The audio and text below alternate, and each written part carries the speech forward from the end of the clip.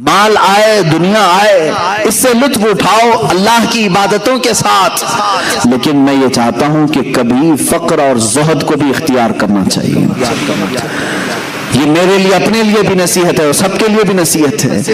ہم نے ان اولیاء کاملین کی زندگی میں دیکھا یہ تخت پر بھی بیٹھے ہیں اور گدڑی بھی پہنے ہیں۔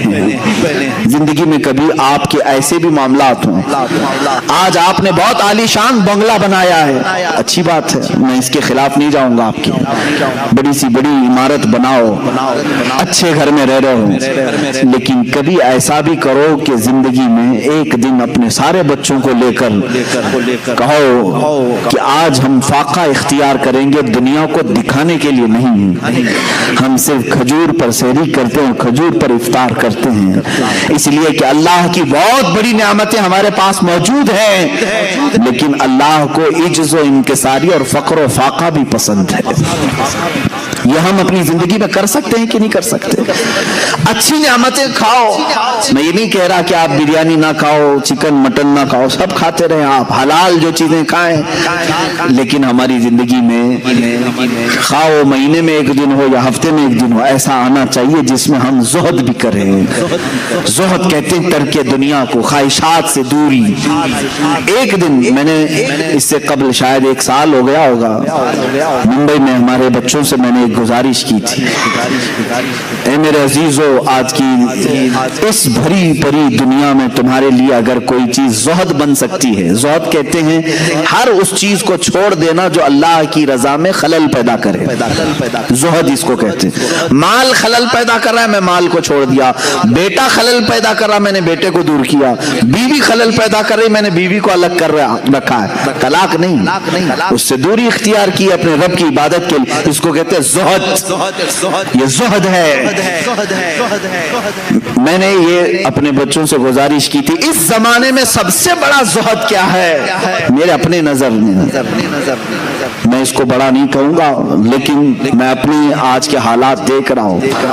تمہاری زندگی میں ایک دن ایسا بھی لے آؤ، ہفتے میں ایک دن یا مہینے میں، کہ میں صبح سے لے کر شام تک اس موبائل کو ہاتھ بھی نہیں لگاؤں گا۔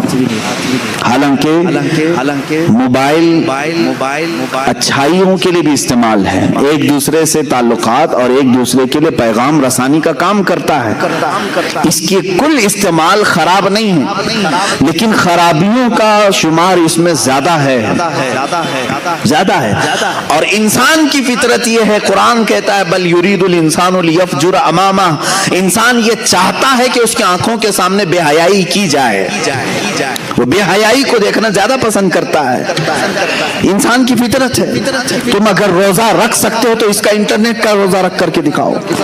یہ بات میں اس لیے کہہ رہا ہوں کہ آج ہر کس و ناکس اس کا ایڈکٹ بن چکا ہے، جیسے نشہ نہیں چھوڑ سکتے اس طرح سے اس کو چھوڑنا بہت مشکل ہے۔ آج لوگ اپنے ماں باپ، اپنے بھائی بہن، اپنی بیوی بچوں سے تو دور رکھ سکتے ہیں، انٹرنیٹ اور موبائل سے دور رہنا ان کے لیے بہت ہی دقت کی بات ہے۔ کچھ نوجوانوں کو اس کا ریہرسل کرایا گیا، میں خود بھی کیا ہوں، الحمدللہ خود بھی کیا ہوں، ضروریات کے مطابق جب میں دوسروں کو تلقین کر رہا ہوں تو خود اس پر عمل بھی کروں۔ جن بچوں نے مجھے رپورٹ آ کر کے بتائی کہ صبح کے وقت ہم نے ترک کر کے رکھا، دوپہر ہونے سے پہلے ہاتھوں میں کھجلی شروع ہوئی، بے چینی شروع ہوئی، کبھی آنکھوں میں بے چینی، کبھی بدن میں بے چینی۔ ظاہر سی بات ہے جو نشہ کا عادی ہے، نشہ نہ کرے تو اس کے جسم میں ہلچل ہوتی ہے۔ اسی طرح میرے عزیزو، خواہے نہ خواہے، چاہے نہ چاہے، ہم کسی چیز کے آج غلام بنے ہوئے ہیں۔ اگر تم زہد کر سکتے ہو تو کر کے دکھاؤ۔ آج کے زمانے میں مخدوم اشرف سمنانی رضی اللہ تعالیٰ عنہ اپنی زندگی میں ایسی کسی چھوٹی چیز کو انہوں نے نہیں چھوڑا تھا، وہ اتنی بڑی کرسی تھی جس کو بادشاہت کی کرسی کہتے ہیں، جس کو حاصل کرنے کے لیے پتہ نہیں کتنے قتل و قتال ہوتے ہیں، کتنوں کی جانیں بہائی جاتی ہیں، کتنوں سے جھوٹے وعدے کیے جاتے ہیں، کتنوں کے اوپر تلواریں کھینچی جاتی ہیں۔ اس کرسی کو حاصل کرنے کے لیے انسان کیا نہیں کرتا ہے، سب کرنے کے بعد کرسیوں پر چپک کر بیٹھتے ہیں, چھوڑتے نہیں. مخدوم سمنا رحمت اللہ تعالی علیہ نے نہ اس کو حاصل کرنے کے لیے کوئی محنت کی تھی, بلکہ ان کے والد گرامی سے یہ وراثت میں آئی تھی, اور چھوڑنے کے لیے انہوں نے کوئی پس و پیش بھی نہیں کیا تھا کہ شرط رکھ کر کے دیا ہو کہ اتنا مجھے دے دے تو میں یہ کرسی چھوڑ دوں گا. جیسے ایم ایل اے بکتے ہیں, اتنے پیسے دے دو تو میں تیری پارٹی میں آ جاؤں گا, ادھر کی رکنیت چھوڑ دوں گا, ممبرشپ ختم کر لوں گا.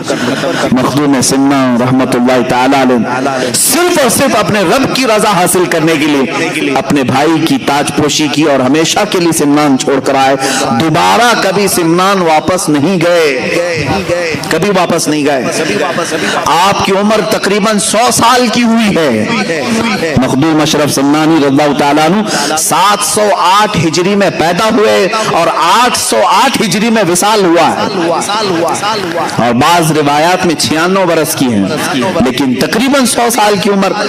25 سال کی عمر میں اپنا عزیز وطن, پیدائشی وطن, اپنے ماں باپ کا وطن چھوڑا ہوا یہ مرد قلندر باقی 75 سال کی عمر میں کبھی بھی اس طرف کا رخ نہیں کیا. کیوں؟ فرماتے ہیں ایک بار جس چیز کی لذت نکل گئی اسے دیکھنا بھی ہمارے لیے جائز, دیکھنا بھی اس کے لیے وہ ممنوع سمجھتے تھے. عزیزان گرامی وقار, مخدوم اشرف سمنانی رضی اللہ تعالیٰ جب نکلے تو اس کرسی کو ختم کر کے جو نکلے, چھوڑ کر کے نکلے, یہ تارک السلطنت کہتے ہیں. پورے رسول کریم صلی اللہ علیہ وسلم کی امت میں صرف 2 ولی ایسے گزرے جنہوں نے بادشاہت کو چھوڑا ہے, ایک حضرت ابراہیم بن ادھم, دوسرے مخدوم اشرف جہانگیر سمنانی رضی اللہ. وہ بلخ کی بادشاہت چھوڑ کر نکلے تھے اور یہ سمنان کی بادشاہت چھوڑ کر. دونوں کے حال ایسی ہی ہیں. حضرت ابراہیم بن ادھم نکلے اور گدڑی پہن کر کے دریا کے کنارے بیٹھے رہتے تھے. ایک وقت تھا جو کرسی پر بیٹھتے, اور ایک وقت ایسا کہ پتھریلی زمین پر دریا کے کنارے بیٹھے رہتے. مخدوم سمنا رحمت اللہ تعالی علیہ شاہی سواری پر سوار ہونے والے, لیکن جب سمرقند کا سفر کر رہے ہیں. السلام علیکم ورحمۃ اللہ وبرکاتہ. میرے پیارے بھائیو بہنوں, جیسا کہ آپ ہم سے بہتر علماء کرام کی زبان سے بیان کو سماعت کر رہے تھے, میں آپ کا مہربان قاری نور عالم. اگر اس چینل پر پہلی بار آئے ہوں گے تو آپ سے ریکویسٹ ہے, اپیل ہے, گزارش ہے کہ ضرور سے ضرور چینل کو سبسکرائب اور شیئر کر دیجیے گا, تاکہ ہر ایک اچھا پیغام آپ تک پہنچتا رہے.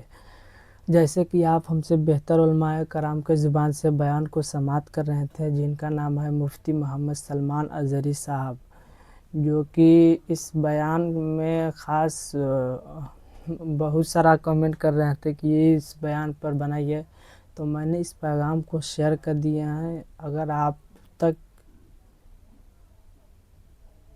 یہ ویڈیو پہنچ چکا ہے تو ضرور سے ضرور سبسکرائب کر لیجئے گا. جیسے کہ آپ ہم سے بہتر علماء کرام کی زبان سے بیان کو سماعت کر رہے تھے, میں آپ کا مہربان قاری نور عالم.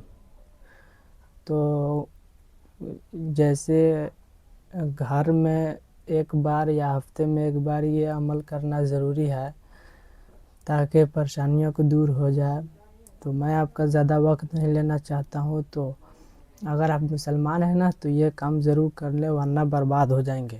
تو جیسے کہ مفتی محمد سلمان ازہری صاحب نے بتا دیے, میں آپ کا زیادہ وقت نہیں لینا چاہتا ہوں, نہیں وقت کو ہم برباد کرنا چاہتا ہوں, اس لیے کہ ہم سے بہتر علماء کرام کی زبان سے بیان کو سماعت کر رہے تھے. میں آپ کا مہربان قاری نور عالم. اگر اس چینل پر پہلی بار آئے ہوں گے تو ضرور سے ضرور سبسکرائب کر لیجئے گا اور ایک دوسرے تک شیئر بھی کر دیجئے گا. خدا حافظ, دعاؤں میں یاد رکھیے گا.